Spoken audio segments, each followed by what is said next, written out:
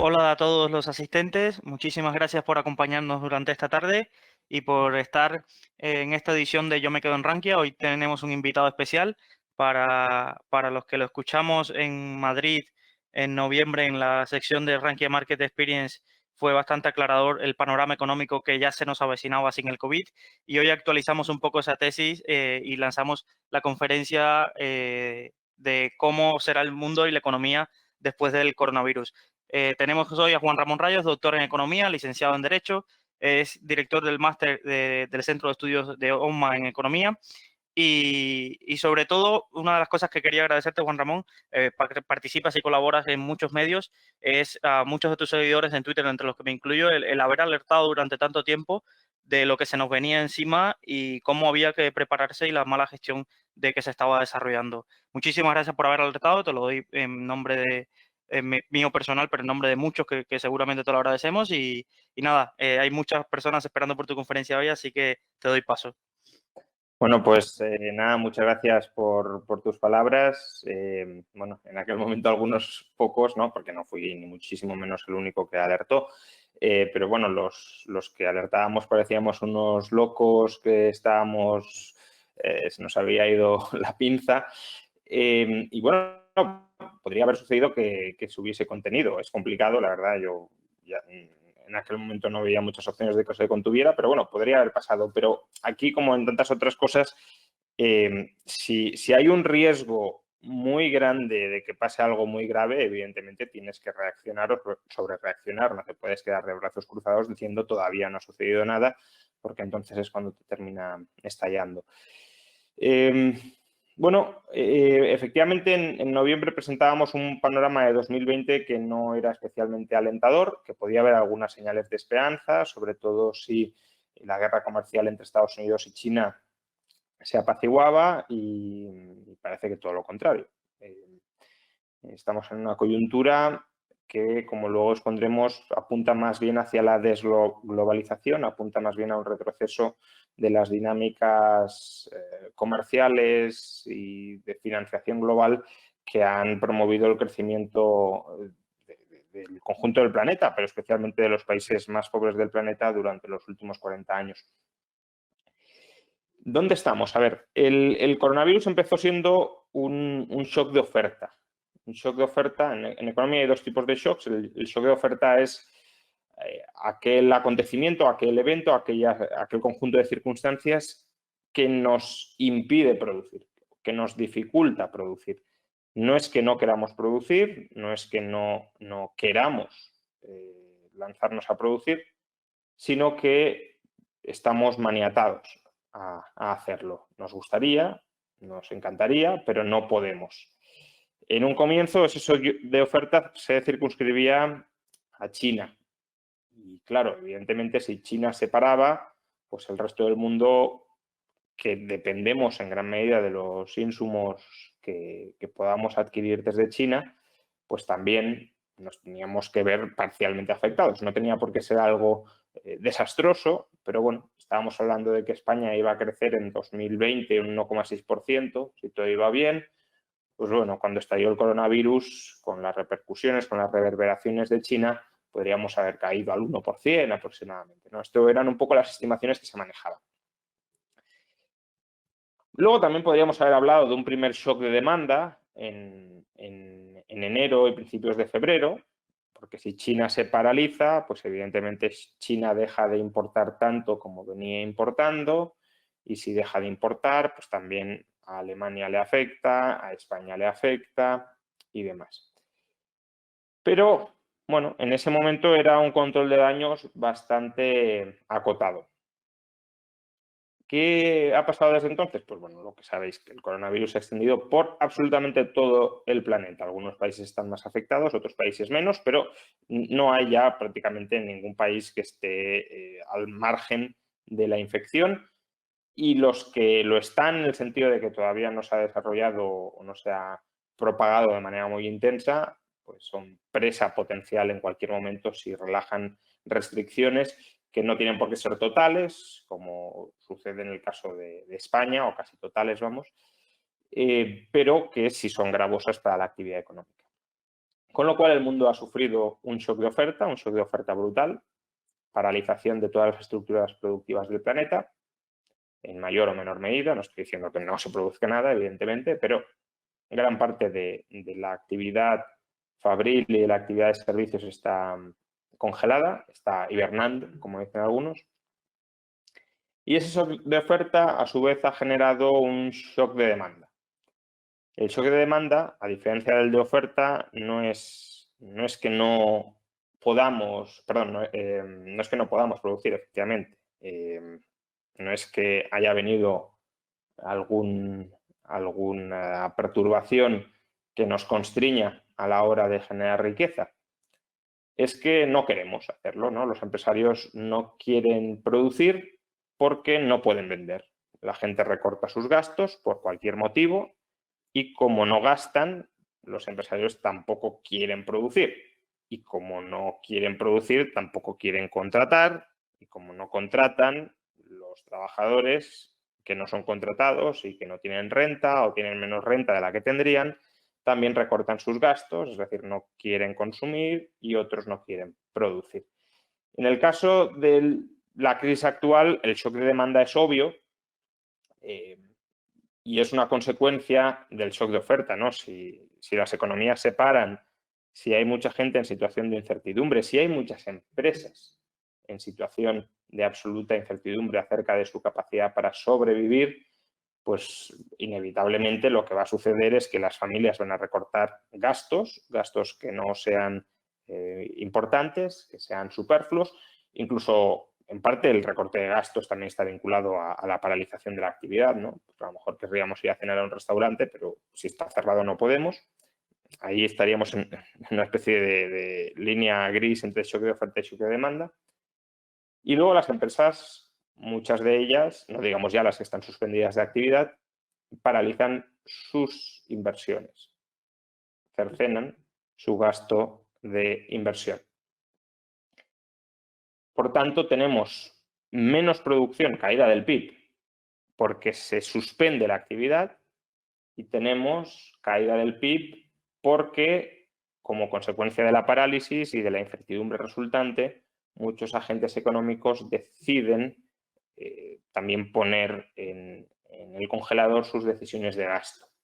Y por consiguiente, incluso empresarios que no han visto su actividad paralizada, sí están reduciendo su producción como consecuencia de que el gasto, los ingresos que tenían, les han caído, ¿no? Pensemos en medios de comunicación que, si no son rescatados por el gobierno, lo que han sufrido es una caída brutal de ingresos publicitarios y, por tanto, también tienen que reducir pues, su plantilla, tienen que reducir sus servicios de información o pagar menos a los colaboradores, a los periodistas y demás.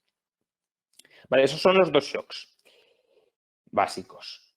Si la economía fuera simplemente una máquina que enciendes y paras, pues bueno, hemos sufrido dos perturbaciones muy importantes que implican que la máquina va a funcionar a medio gas. Pero cuando esas dos perturbaciones pasen, volvemos a encender la máquina y todo volverá a la normalidad. Sí, nos hemos empobrecido porque obviamente la producción que no produces durante el periodo en el que la máquina está parada, pues es producción que pierdes, es producción que ya no vuelve, que no regresa. Pero, ya digo, si este fuera el caso, la actividad se podría reanudar sin demasiada complicación. El problema, claro, es que la economía no es eso. La economía no solo es un conjunto de estructuras empresariales produciendo, sino también un conjunto de compromisos de pago por parte de todas esas unidades empresariales, incluyendo también a los trabajadores dentro de esas unidades empresariales. Y por desgracia, dado que en nuestras sociedades la liquidez de los agentes económicos es algo que muchas veces no se valora lo suficiente, tenemos un conjunto de empresas y de familias cuya capacidad para atender sus compromisos de pago depende muy críticamente de su nivel de ingresos. si dejan de ingresar, dejan de poder pagar. No tienen un amplio colchón para resistir periodos de interrupción prolongados de sus cobros. Y, por tanto, parálisis de sus cobros implica parálisis de sus pagos. Y es aquí donde nos podemos encontrar una crisis financiera, ¿no? Un shock financiero, que sería el tercero de los shocks que podría suceder. Shock de oferta, shock de demanda, shock financiero. ¿En qué consistiría el shock financiero? Pues que muchas unidades productivas no tengan liquidez suficiente para atender sus compromisos de pago, ya sea porque sus acreedores no están dispuestos a retrasarles el momento del pago, o ya sea porque no son capaces de conseguir tesorería con la que atender el pago de sus deudas. ¿Cuál es la consecuencia de un shock financiero, de una crisis financiera de esta magnitud? Bueno, pues que las unidades empresariales, o las unidades productivas, mejor dicho, si no pueden pagar, se tienen que someter a una reestructuración de sus activos. Es decir, tal como tenemos organizada hoy la estructura de los concursos de acreedores, es decir, la estructura concursal de la economía, ¿qué pasa cuando alguien no paga? Pues cuando alguien no paga, se le ejecutan las garantías que respaldan su capacidad de pago. ¿Cuáles son esas garantías? Su propiedad, es decir, el conjunto de activos que posee. En el caso de una familia, claramente pues, suelen ser sus viviendas u otros bienes que pueda poseer. En el caso de las empresas estamos hablando de su estructura de activos. Si los acreedores no cobran, los activos de las empresas son desmembrados. Las empresas mismas son desmembradas, son liquidadas para conseguir que los acreedores se resarzan de parte de sus compromisos de cobro. Y eso puede suceder incluso aunque durante un tiempo los acreedores retrasen el pago, porque una cosa es una crisis de liquidez transitoria, tengo a largo plazo capacidad de pago, pero ahora mismo no tengo la tesorería que necesito, y otra es una crisis de solvencia persistente. Me he empobrecido tanto durante el periodo de parálisis que nunca voy a ser capaz de generar los ingresos, los beneficios que necesito para atender el pago de mis deudas, mis compromisos de pago. Entonces, ese es un peligro de la crisis financiera, que el tejido empresarial, parte del tejido empresarial, no vuelva a abrir, no vuelva a entrar en funcionamiento. Al respecto, antes de entrar con el segundo de los peligros de una crisis financiera, al respecto hay que aclarar una cosa. Es cierto que las estructuras empresariales, muchas de ellas seguirán ahí. Es decir, si el dueño de un bar se arruina, ¿significa que el bar desaparece? No, el bar sigue estando ahí, con toda su infraestructura para volver a arrancar en cuanto tenga una inyección de capital que le permita pues, adelantar los sueldos de los trabajadores, adelantar los pagos a los proveedores, asumir un cierto riesgo de pérdidas durante un tiempo, ¿no? Que uno no entre de dueño del bar y a las 2 semanas cierre porque ya no sea capaz de resistir las más mínimas pérdidas. Por tanto, si quiebra, si se descapitaliza, mejor dicho, una parte del tejido productivo español, pero luego hay ahorradores nacionales o extranjeros que insuflan su capital a nuestro tejido productivo, pues parte del problema que he mencionado de la crisis financiera se evaporaría. Lo único que ocurriría con la crisis financiera es que pues bueno, los capitalistas, los socios capitalistas de muchas empresas lo perderían todo y posteriormente permitirían que otros capitalistas entren en esos modelos de negocio que a lo mejor son buenos, pero que han quedado con insuficiente capital. El problema, claro, es que si se arruina gran parte de la sociedad española va a haber mucho menos capital dentro y va a haber mucha capacidad ociosa para la cantidad de ahorradores e inversores que haya. Y luego que los inversores extranjeros, primero, es dudoso que sean recibidos con los brazos abiertos Ya hemos visto que el gobierno, por ejemplo, está controlando muy de cerca las sopas que se puedan lanzar sobre nuestra economía, cuando lo que necesitamos son muchas sopas, ¿no? Son muchas inyecciones de capital, nacional o extranjero. Y segundo, también hay que tener en cuenta que muchos otros países están en una situación parecida a la española y muy probablemente pues esos inversores encuentren otras oportunidades mejores en otras partes que no sean España. Con lo cual, aunque en teoría podemos volver a arrancar, aunque se arruinen los dueños actuales de las estructuras de capital, hace falta encontrar nuevos ahorradores que se quieran subrogar en su posición. Y eso no está tan claro que vaya a pasar. Y el segundo de los riesgos, de los peligros de una crisis financiera es evidentemente que el sistema financiero quede descapitalizado.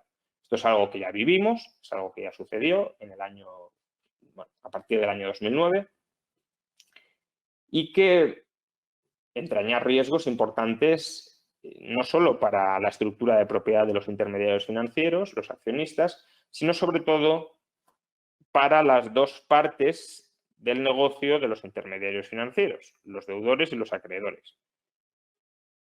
Unos intermediarios financieros descapitalizados, unos intermediarios financieros sin margen para absorber pérdidas, son unos intermediarios financieros que no pueden proporcionar financiación en el futuro, porque no tienen esas espaldas capaces de soportarla. Por tanto, que van a cerrar el grifo y que van a dificultar esa financiación que, como decíamos, podíamos necesitar para poder para volver a poner en marcha parte del tejido productivo español. Y luego, para los acreedores, si el grado de descapitalización de los intermediarios financieros es muy intenso, sus compromisos de pago, es decir, los depósitos a la vista, especialmente, ¿no? Hay otras deudas, por supuesto, pero otros pasivos, pero quizá de manera más paradigmática, los depósitos a la vista, las cuentas corrientes de los ciudadanos pueden llegar a peligrar. Ya digo, si hubiese mucha morosidad y muchas pérdidas vinculadas a este proceso de crisis económica trasladada al sector financiero. Y, de nuevo, si hay dudas sobre la capacidad de pago del sector financiero, con lo que nos vamos a encontrar con salidas masivas de capital del sector financiero que lo van a tender a estrangular más, a descapitalizar más y a agravar la situación. Al margen de que si quiebra, pues habrá otra ronda de descapitalizaciones entre pues, parte de los ahorradores españoles que perderán la capacidad para refinanciar a otros. Entonces, una crisis financiera es una parálisis persistente de la economía, tanto porque se arruina a un sector muy importante del país, como porque la labor de intermediación que hacen estos agentes económicos canalizando financiación hacia proyectos valiosos se deja de poder realizar durante bastante tiempo. Y justamente para intentar evitar que haya una crisis financiera, para intentar evitar algunos de los perjuicios de la crisis o del shock de demanda e incluso del shock de oferta, los estados han entrado como elefantes en la cacharrería a intentar rescatarlo todo. Han presentado planes en la medida de sus capacidades, o yo diría por encima de sus capacidades, pero ciertamente modulado por su situación de partida, de reflotamiento generalizado de la economía. Y esta política o esta actitud, este enfoque, es el que abre la puerta al que podríamos llamar el cuarto y último de los posibles shocks que podemos terminar viviendo, que es un shock de deuda estatal, ¿no? Una crisis de deuda estatal. Tenemos muchos estados distintos en situaciones financieras muy diferentes. Tenemos estados muy solventes de momento, como Alemania, como Holanda, como Finlandia, en alguna menor medida. Estados que, si bien están muy endeudados, tienen una capacidad de generación de ingresos potencial muy grande y, por tanto, que, bueno, sobre el papel no parezcan muy solventes, pero sí lo son, como Estados Unidos. Y luego tenemos estados que ni tenemos capacidad de generación de muchos ingresos, ni partimos de unos niveles de deuda bajos, como España, Italia, Portugal o Grecia. Entonces, obviamente, Estados Unidos, pues sobre todo en periodo preelectoral, ha intentado bueno, inyectar $1.500 por familia para reflotar la demanda.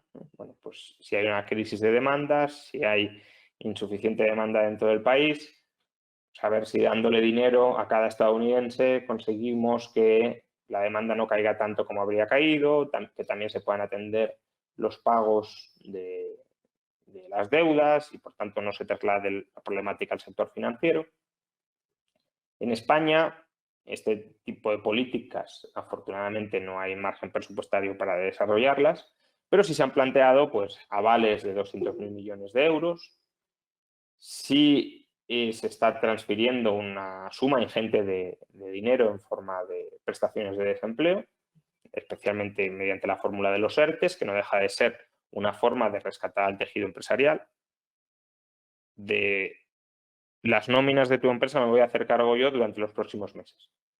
Claro, pues sí, se podrían hacer cargo de las nóminas, de los alquileres, de los pagos a la banca. Bueno, deciden hacerse cargo de las nóminas durante el tiempo en el que la actividad esté paralizada.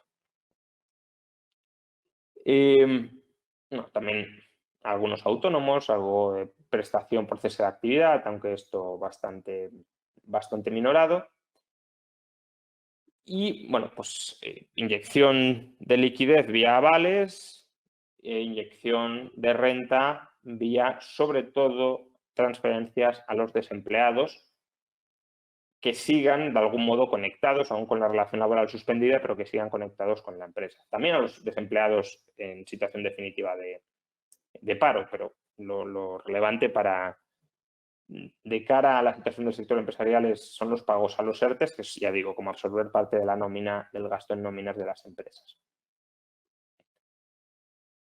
El problema es que, claro, España no tiene margen fiscal, no tiene espacio fiscal para soportar todo este nuevo endeudamiento. El Banco de España esta semana pronosticó que no es nada descabellado que cerremos el año con una deuda pública del 122% del PIB.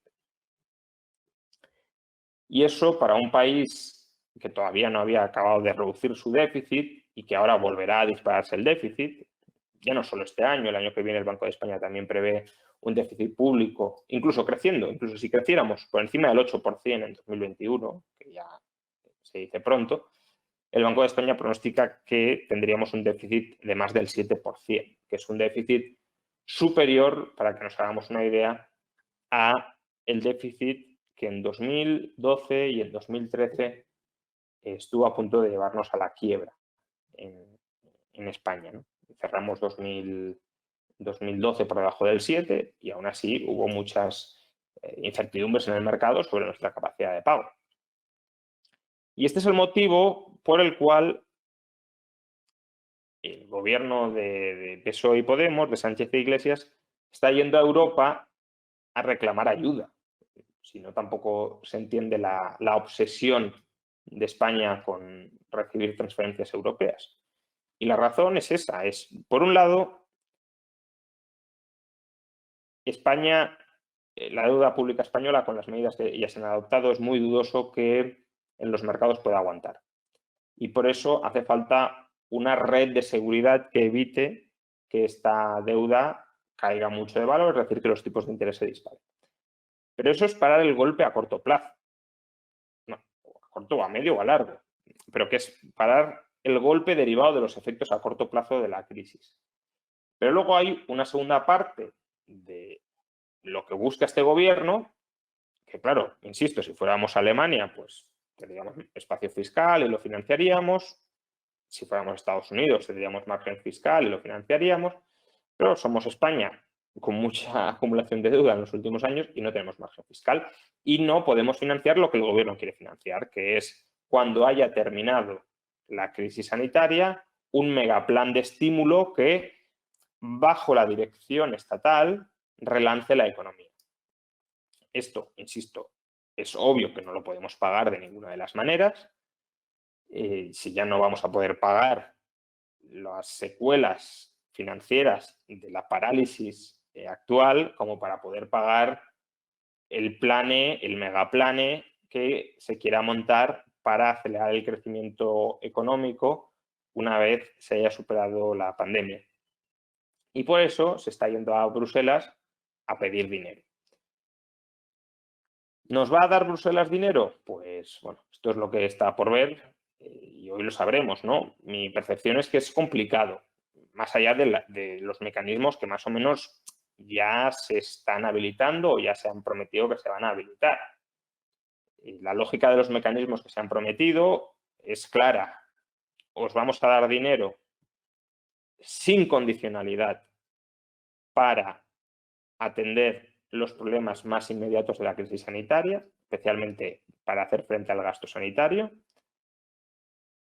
Vamos a habilitar al Banco Central Europeo a que compre deuda pública, porque bueno, eso no es un compromiso demasiado en firme. El banco puede comprar, pero puede dejar de comprar si algún país se desmadra.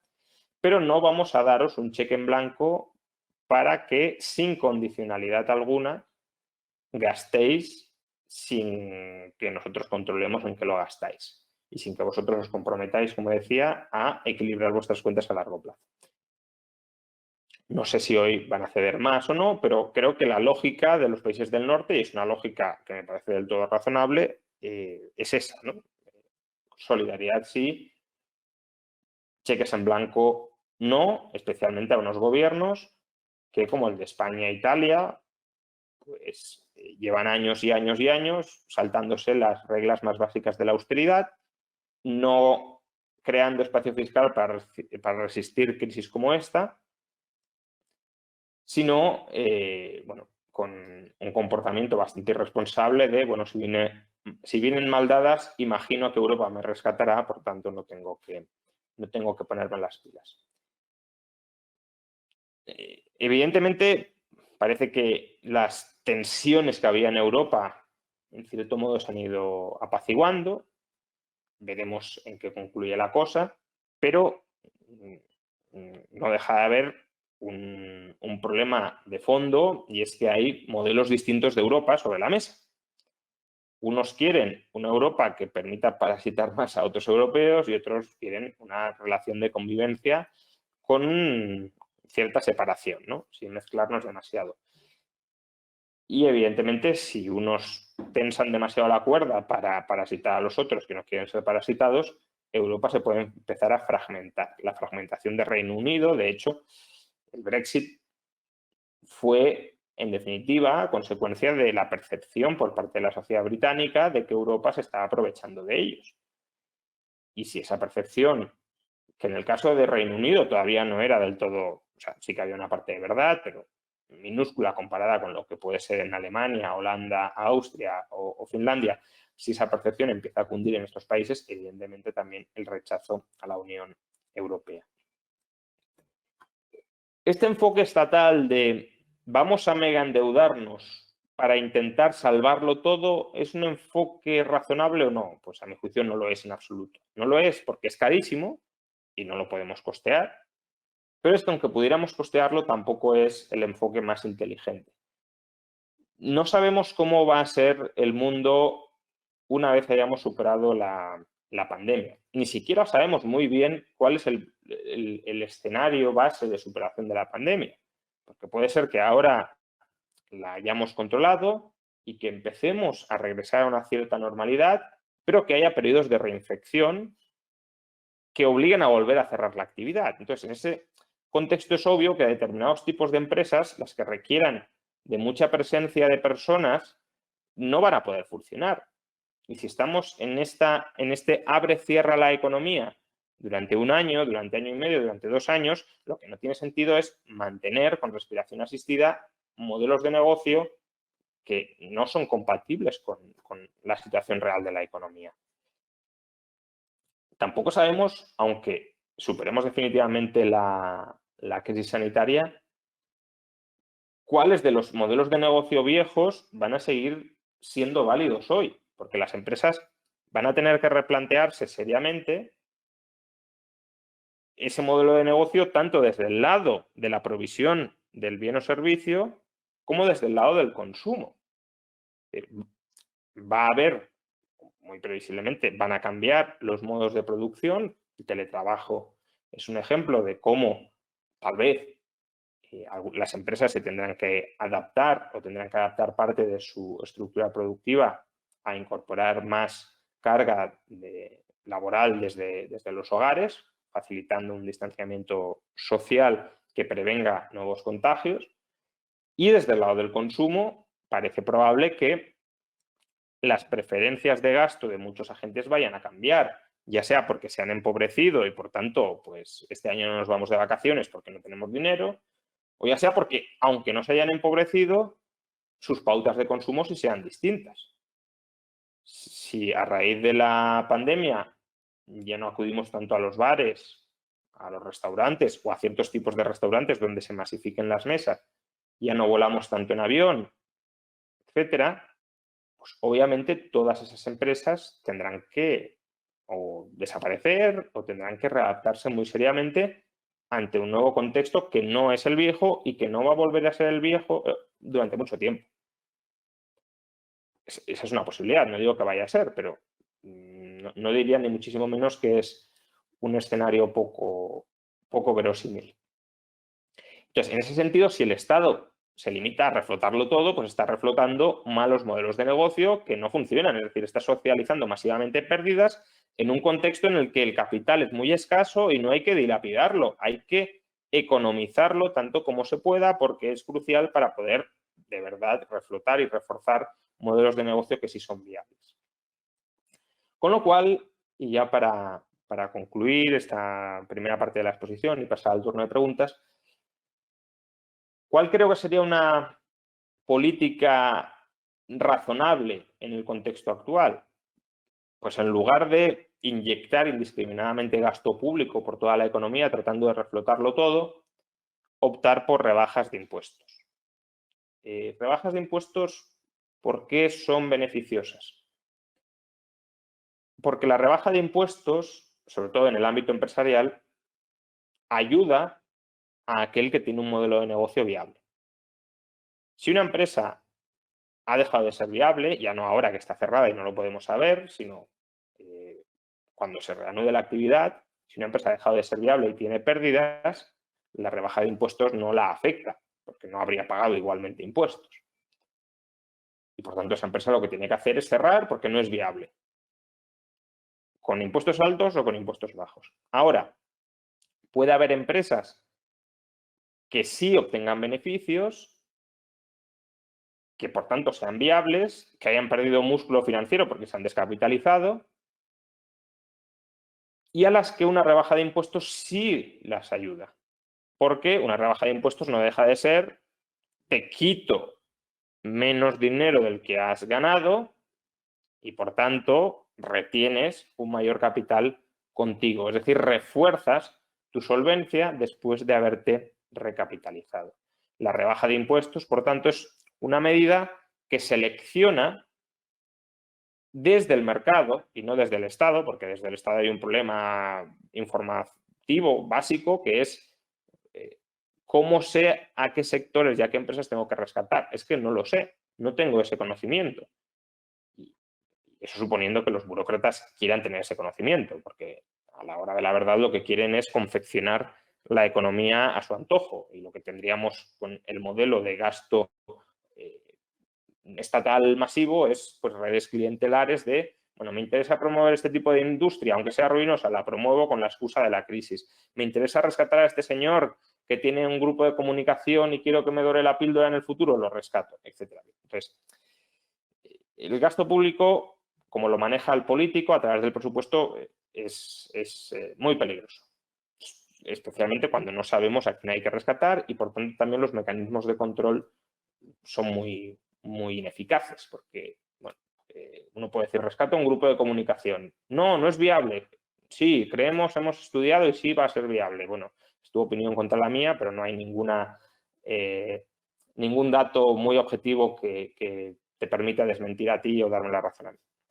En cambio, con la bajada de impuestos, sí. La bajada de impuestos solo beneficiará en el futuro a las empresas que sean capaces de volver a generar beneficios. Y por tanto, el político no selecciona nada, lo selecciona el consumidor y el inversor. Una bajada de impuestos que no sea transitoria o al menos transitoria en el muy corto plazo, sino que tenga una cierta vocación de permanencia. Por ejemplo, bajo el impuesto sobre sociedades 10 puntos durante la próxima década. Eso supone o equivale a una inyección de capital porque los flujos de caja futuros esperados se incrementan todos para aquellas empresas que, insisto, siguen generando beneficios. Y por lo tanto también facilita que esas empresas que van a tener más caja futura de la que con impuestos más altos tendrían, accedan a refinanciación y puedan superar su crisis financiera. Ahora bien, hay que reconocer que una bajada de impuestos en el contexto actual es muy complicada. ¿Por qué? Pues por lo que decía antes, el Estado tiene una situación financiera muy delicada. Tenemos que regresar sí o sí a la austeridad. Y la austeridad implica o menos gastos o impuestos más altos, con lo cual, si bajamos impuestos, habrá que recortar todavía más los gastos. La austeridad es lo crucial porque no podemos tener un Estado quebrado o al borde de la quiebra, y todas las otras políticas, digámoslo así, de estímulo o de salvataje de la economía, aunque sea un salvataje selectivo, tienen que estar vinculadas a la sostenibilidad de la deuda, pero dos mensajes a este respecto. Habría que hacer esfuerzos por el lado del gasto para crear espacio presupuestario para poder bajar impuestos. Y dos, si Europa nos concede algún tipo de gracia, algún tipo de ayuda más extraordinaria de la que cupiera esperar ahora mismo que nos van a prestar, habría que aprovecharla no para inflar el gasto y no para dirigir el presupuesto, sino para bajar impuestos en el sentido que he mencionado antes. Bueno, pues esto es lo que os quería contar sobre las perspectivas más inmediatas que tenemos con la crisis y sobre los distintos debates que ahora mismo se están abriendo encima de la mesa. Gracias, Juan Ramón. Quería trasladarte varias preguntas que tenía aquí apuntadas y luego pasaré rápidamente a las de la audiencia. Claro. Has sido bastante crítico con la mutualización de la deuda. ¿Podrías exponer los argumentos del por qué es negativo que se mutualice la deuda a pesar de que muchos la ven como una manera de controlar al gobierno de forma indirecta? A ver, depende cómo se mutualice la deuda. Claro, si la mutualización de la deuda va vinculada a condicionalidad, pues me seguirá sin gustar porque mutualizar la deuda es una forma de socializar responsabilidades, pero bueno, al menos habrá cierta lógica. Quien se estará haciendo cargo de tu deuda, pues te estará condicionando tus acciones y te estará diciendo, oye, haz lo posible para dejar de ser dependiente de nosotros. Ahora, si es mutualización sin condicionalidad, es que es una barra libre a la irresponsabilidad absoluta. Es yo gasto, yo me despreocupo de lo que debo ingresar para poder gastar y págame tú la diferencia. Creo que es un escenario inviable porque obviamente los austríacos o los fineses no van a estar pagando muchos más impuestos, no para recibir ellos algún tipo de servicio, sino para que los españoles estemos gastando más de lo que ingresamos. Siguiente cuestión. Hemos visto mucha actuación rápida con respecto a la gran crisis de 2007. Aquí los bancos centrales han actuado rápido. En mi opinión, se habrán pasado de frenada con la liquidez y veremos un repunte de la inflación cuando todo esto pase. Sí, esa es una cuestión interesante. A ver, en principio yo creo que el escenario base para zonas económicas como Estados Unidos o como la eurozona sigue siendo la deflación. Sigue siendo la deflación tanto por el lado, digamos, real de los bienes como por el lado monetario. Por el lado real lo que tenemos es un desplome del gasto agregado muy superior al desplome de la oferta. Porque como la crisis de oferta ha ido vinculada a una destrucción de rentas, pues vale, se produce menos, pero también se genera menor poder adquisitivo para comprar lo que no se ha producido. Y además, los que siguen produciendo han recortado sus gastos, con lo cual ha habido una crisis de demanda adicional a la de oferta.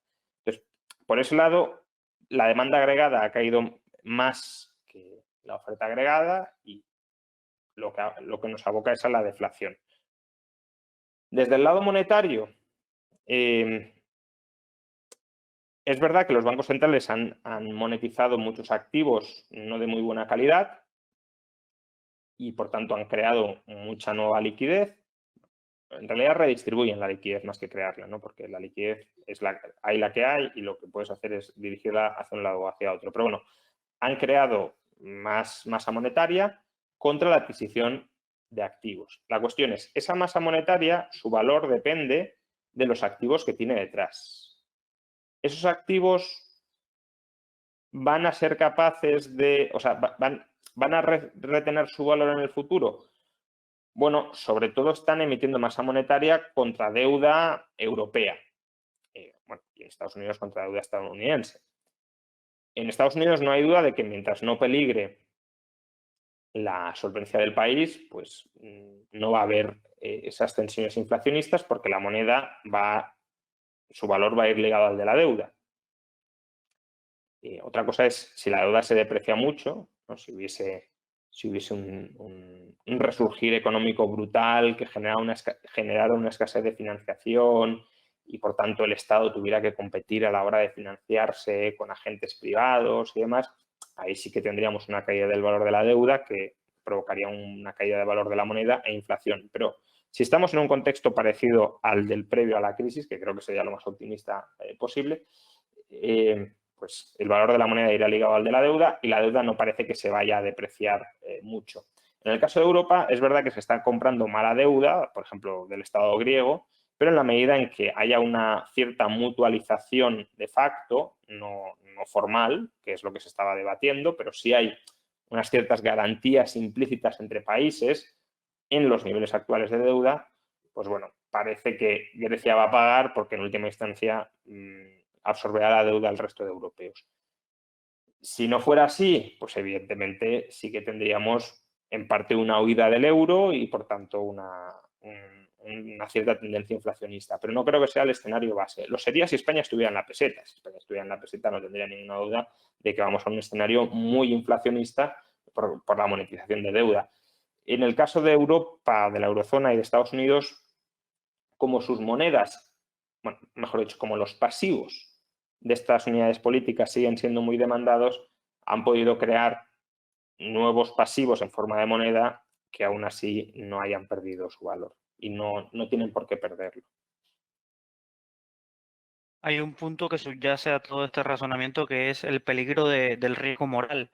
En este sentido, varios inversores como Howard Marks acaban de alertar de que todas estas actuaciones de los bancos centrales tienen más allá de la salvación momentánea de la economía, pueden crear un riesgo moral de estar salvando a empresas que deberían quebrar o de que en el futuro puedan utilizarse ese colchón de liquidez. ¿Cómo ves el riesgo moral tanto a nivel de estados como a nivel empresarial?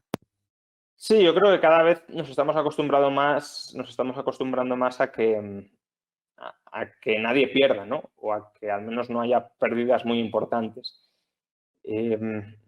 Sobre todo si tienes cierta capacidad de colocar los focos sobre ti y de presionar al político para que ello suceda. Y esto es peligrosísimo. Es decir, el dinamismo de una economía no depende solo de lo bien que vayan las empresas existentes, sino de la facilidad para salir de las empresas fracasadas. Perpetuar a las empresas fracasadas en la economía impide que otras nuevas empresas exitosas surjan, porque los recursos que hay son los que hay, ¿no? Y por tanto, si los trabajadores, si la financiación, si la energía están retenidas en una empresa que destruye valor, pues no podrán irse a otra empresa nueva que surja, no llegará ni siquiera a surgir. Ese es un fenómeno que ya era muy prevalente antes de esta crisis, que era el fenómeno de la zombificación de la economía, el hecho de que cada vez hay un porcentaje mayor de empresas que deberían estar muertas, pero que siguen vivas gracias a algún tipo de subsidiación directa o indirecta del Estado.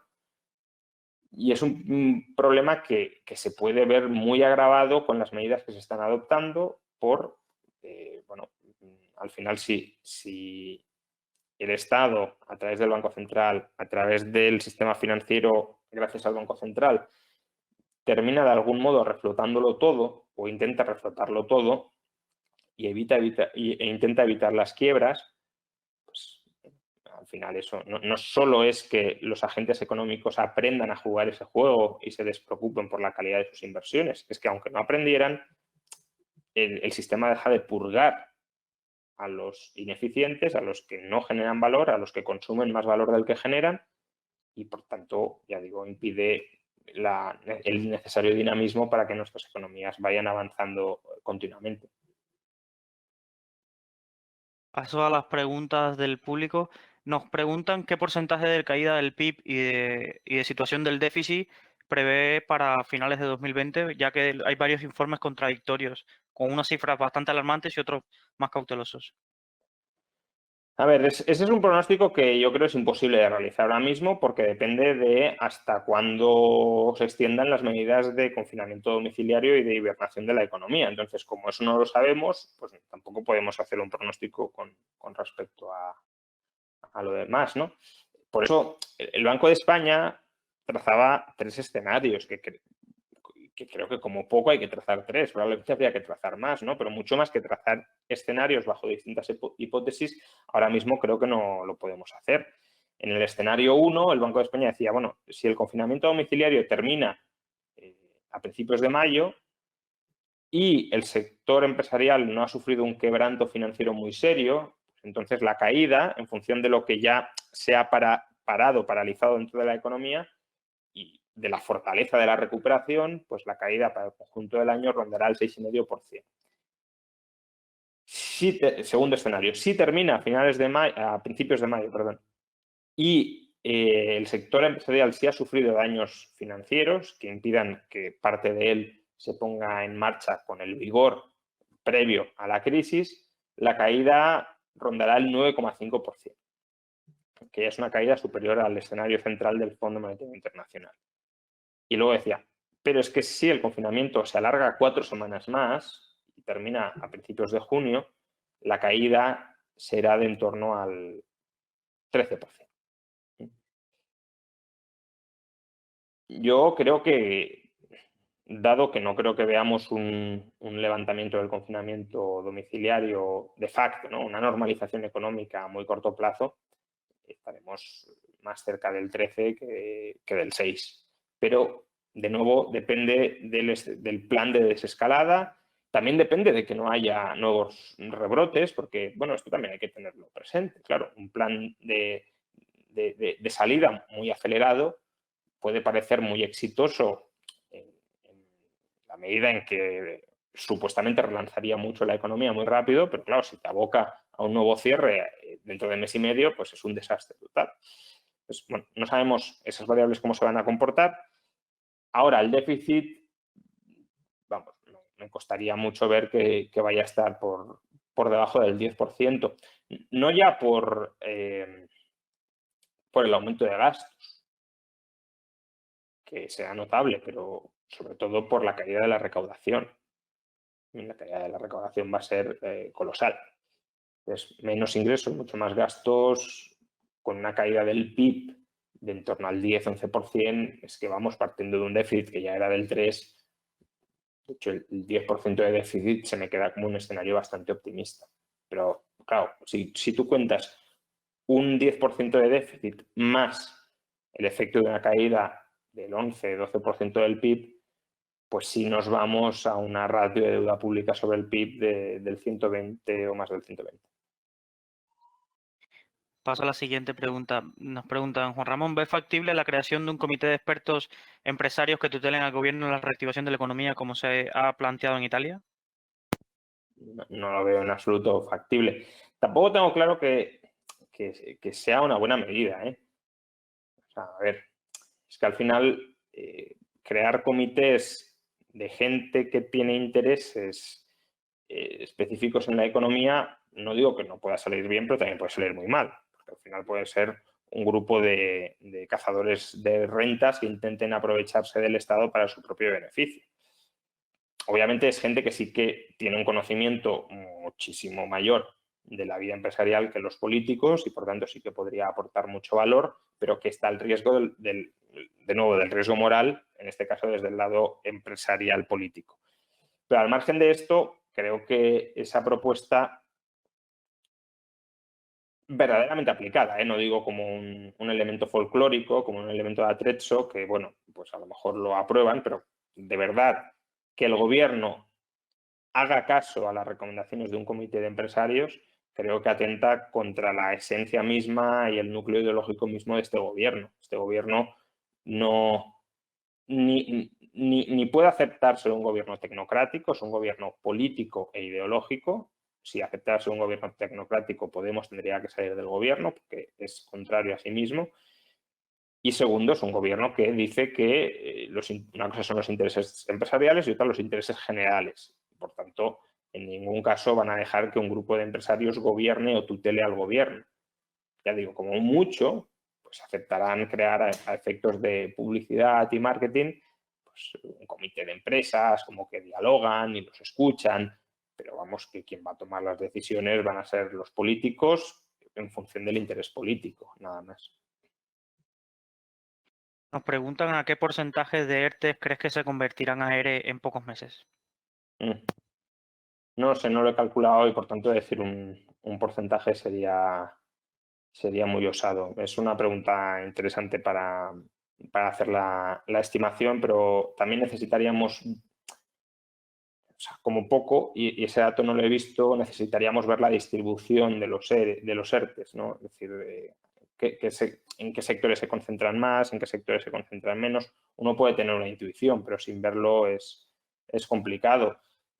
Porque además, es decir, hay sectores que sabemos que van a ser devastados, como el sector de la hostelería y en general el turístico, pero no sabemos ya cuántas empresas están siendo, o sea, qué porcentaje de la masa laboral no está siendo afectada por un ERTE, sino ya directamente por un ERE por cierre de empresas. Hay un dato bastante escalofriante y es que en todo 2019 hubo 4.000 concursos de acreedores en España. Hasta marzo ya hay 50.000. Entonces ya parte del tejido empresarial se está destruyendo a marchas forzadas. Entonces, claro, no sabemos, empresas que en principio podemos pensar, o sectores que en principio podemos pensar que van a ser muy afectados, no sabemos si se están acogiendo a los ERES, perdón, a los ERTES, o si se están acogiendo a los ERES. Nos preguntan que si el margen fiscal de España ya es reducido, ¿qué opinas del de Italia? Sí, no, Italia, a ver, Italia está en una posición muy mala. El problema o la diferencia, que no pretendo lavarle la cara a Italia, ni mucho menos, porque claro, con un 135% de deuda sobre PIB, pues como para asumir mucha más deuda, ¿no? Pero Italia tenía superávit primario, al menos, no sé si, no lo miré con Salvini o con los presupuestos de Salvini, que es verdad que fueron unos presupuestos expansivos y que pudo cambiar la cosa, pero creo que no ha cambiado la historia, ¿no? Es decir, si quitamos el pago de intereses, que no podría decir por qué lo quitas, ¿no? Pero bueno, si quitamos el pago de intereses, Italia tiene superávit, España no. Bien.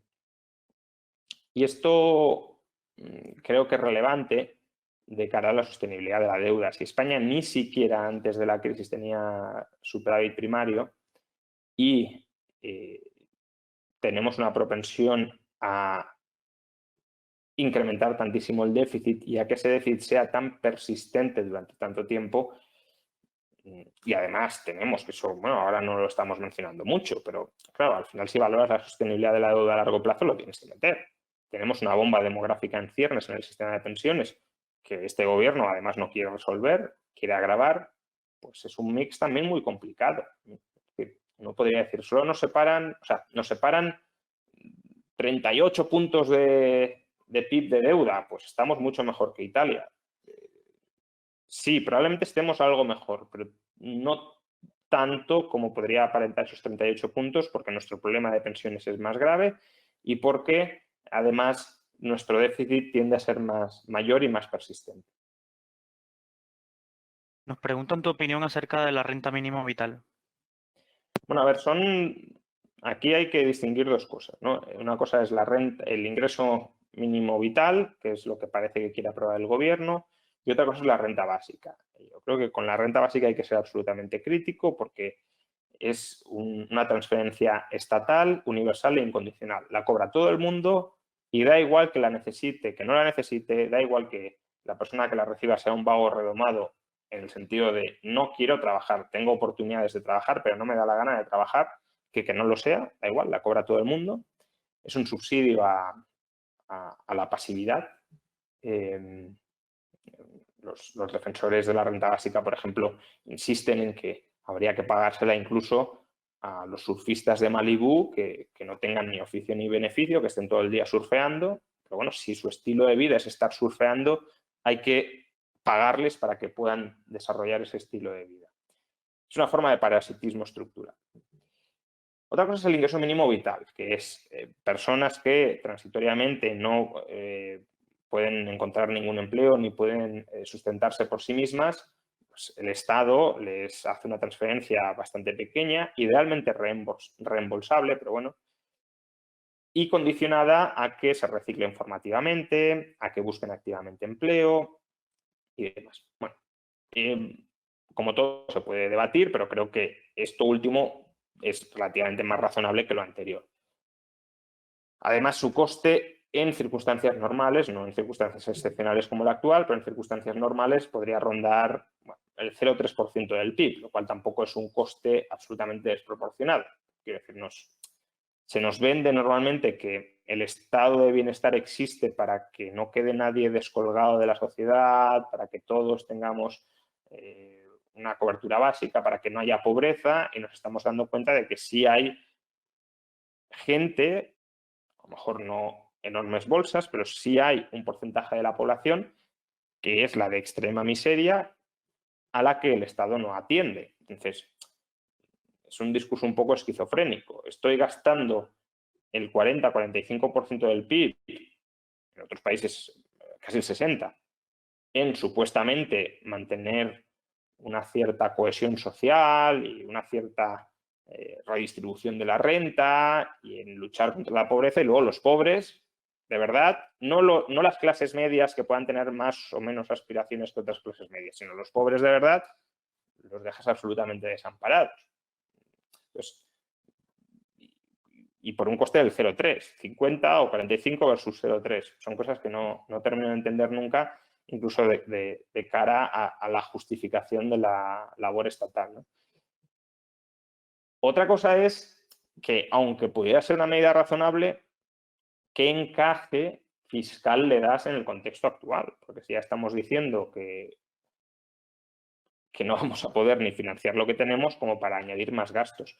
Bueno, creo que es una medida que se puede valorar, que dentro de lo que cabe tendría más lógica que otras del estado actual, pero que en todo caso se tiene que pensar dentro de un contexto de viabilidad a largo plazo del país, de las finanzas del país, no en el contexto en el que lo hizo muy meritoriamente, no digo que no, pero en el que lo hizo Escrivá cuando era presidente de la AIREF, que era un contexto financiero distinto al de España y, por tanto, nos podíamos permitir ciertos excesos sin preocuparnos demasiado. Tenemos varias preguntas relacionadas con la situación de España en Europa y si no crees que Europa está condenada a entenderse para evitar la caída del euro. Sí, la cuestión es hacia qué lado nos entendemos, ¿no? Obviamente a nadie le interesa que se rompa el euro, pero la cuestión es a qué precio no se va a romper el euro. Yo creo que si el precio es que haya un parasitismo estructural del sur hacia el norte, el euro se va a romper. Si es que haya una cierta solidaridad y transferencias ahora mismo vinculadas a la superación de la situación actual, evidentemente a nadie le interesa que se rompa el euro y no se va a romper por este motivo. Pero eso implica no solo que los de arriba, o sea, los del norte, nos tengan que dar ahora dinero, implica que nosotros nos comprometamos o a devolverlo o al menos a dejar de pedirlo persistentemente en el tiempo. Y si ellos nos dan dinero y nosotros no aceptamos las razonables condiciones contrarias, pues el euro se va a terminar rompiendo. Perfecto. Teníamos una última pregunta y nos preguntaban acerca de qué opinas de las empresas que no pagan impuestos en España a pesar de generar su beneficio aquí. Bueno, es que eso de que generan su beneficio aquí, bueno, entiendo que esto es una pregunta al margen de todo lo demás, ¿no? Pero eso de que generan su beneficio aquí es discutible. Lo que hacen es vender aquí. Ahora, que el valor añadido lo generen aquí es otra cuestión. El valor añadido es producción. Y de lo que estamos hablando es dónde vendes tú la producción. Si BMW ensambla y crea un coche en Alemania y luego lo exporta a España, el beneficio se la nota en Alemania por un motivo, yo creo, bastante lógico y razonable. Y es que el valor lo has generado en Alemania, solo que lo realizas en España. Y lo realizas contra valor que se ha generado en España y que ya está sometido a impuestos en España. Es decir, el que compra el BMW ya ha pagado impuestos sobre la renta por el dinero con el que compra el BMW, ¿no? Entonces, Google, Amazon, Facebook, que entiendo que la pregunta va por ahí, ¿son empresas que generan su valor en España? Bueno, el centro de valor de estas empresas, que son sus sistemas, bueno, su gestión de los datos y el sistema informático que tienen para desplegar sus aplicaciones online, no está en España. Entonces, lo que hacen es exportar servicios a España.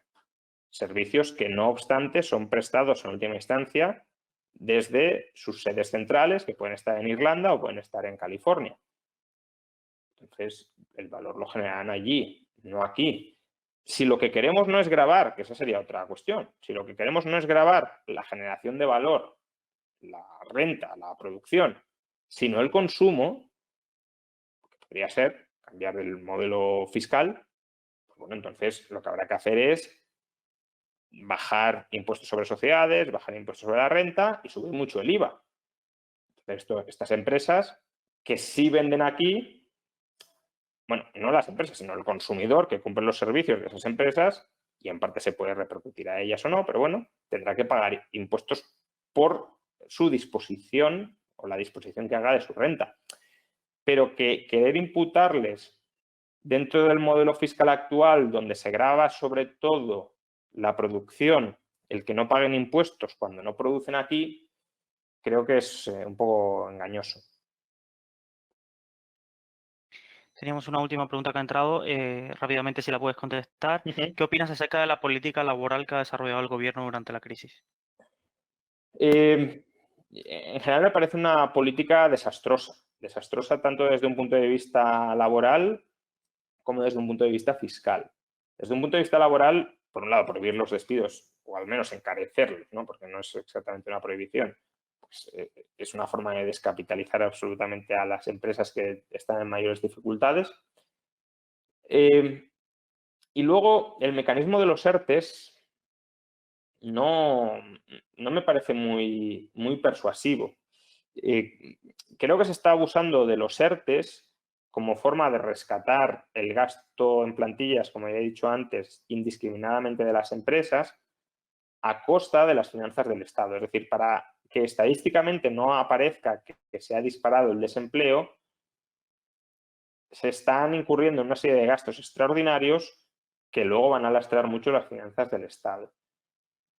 Podría ser razonable que una empresa suspendiera sus relaciones laborales y que si el trabajador, que esa es la cuestión, yo creo, pero bueno, si el trabajador ha devengado un derecho de prestación de desempleo, pues que el Estado se haga cargo de ese compromiso, claro está.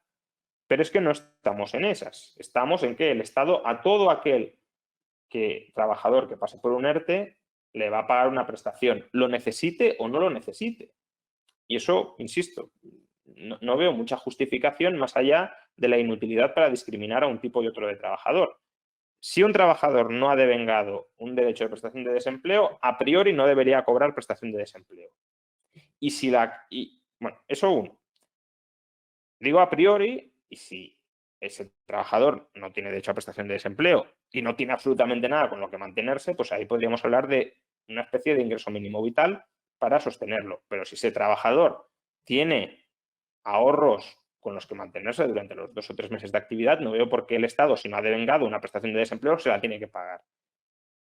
Y dos, si un trabajador ha devengado prestación de desempleo y se acoge, o la empresa lo acoge a un ERTE, tendrá que cobrar prestación de desempleo, claro, porque es un derecho que ha devengado frente al Estado. Pero tendrá que consumir ese derecho. Actualmente, el trabajador que percibe una prestación de desempleo por un ERTE mantiene el derecho que había devengado previamente. no lo consume, con lo cual el Estado le hace una transferencia y no se ahorra ningún pasivo futuro. Yo creo que es un despropósito fiscal que no sé muy bien a qué motivo atiende, más allá, insisto, de maquillar las estadísticas, que nos saldrá muy caro y que además pretender que se mantengan todos los empleos cuando no se van a mantener todas las empresas es del todo ilusorio. Perfecto, Juan Ramón, muchísimas gracias por tu conferencia. Nada, muchas gracias a vosotros por la invitación y espero que, bueno, que estas jornadas terminen transcurriendo adecuadamente. Muchísimas gracias también a todos los asistentes y os invitamos, como a todos los días, a seguir nuestra programación especial de Yo me quedo en Rankia. Gracias, Juan Ramón. Espero que te encuentres bien de salud y tu familia cercana. De Y momento nada, muy bien, todos, gracias. Un muchísimas gracias a saludo, todos. igualmente, hasta otra.